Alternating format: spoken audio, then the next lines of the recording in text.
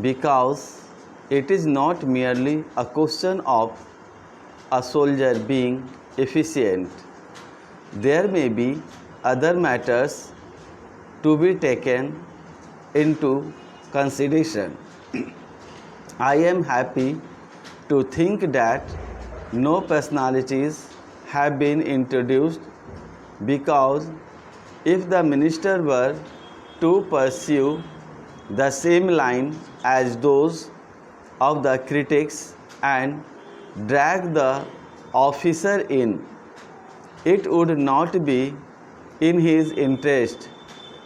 When we go round to the question of seniorities and superstitions, I would like to say that so far as the lower levels are concerned, that is to say, up to the rank of lieutenant colonel, the propositions of selections have remained much the same.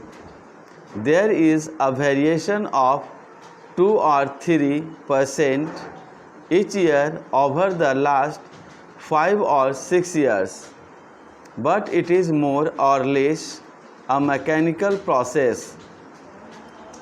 When we come to the selection of lieutenant colonels in the Indian Army, it is done not by the selection boards.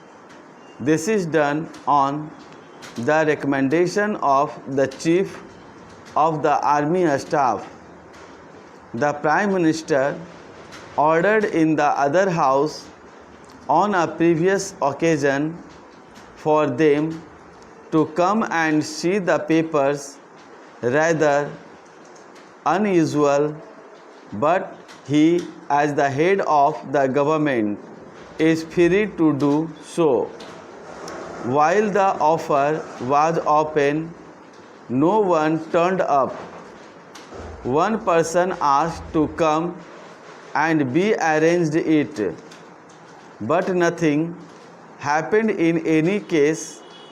A lieutenant general is appointed by government on the recommendation of the Chief of the Army Staff.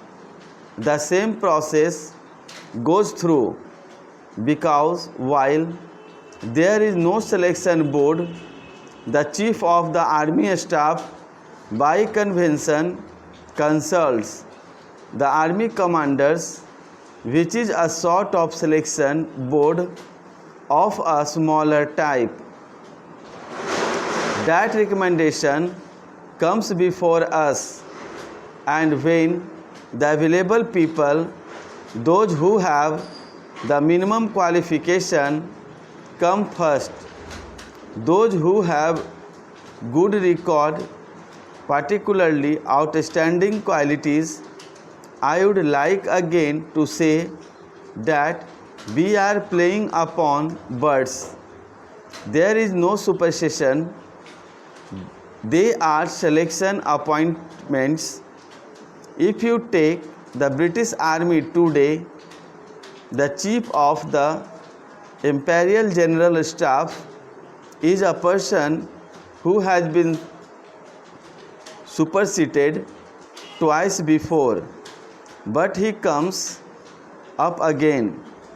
In my experience, there has no appointment to these offices which has not been recommended in this way, and it is the good fortune of the government that they have been able to accept it.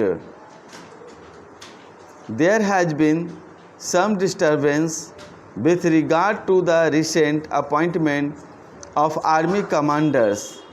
Army commanders by convention have been appointed by government even without reference to the Chief of Staff by selection of 2 or 3 people. But in this case, discussions and consultations have taken place, and I am quite free to say that there is nothing in this appointment which merits criticism.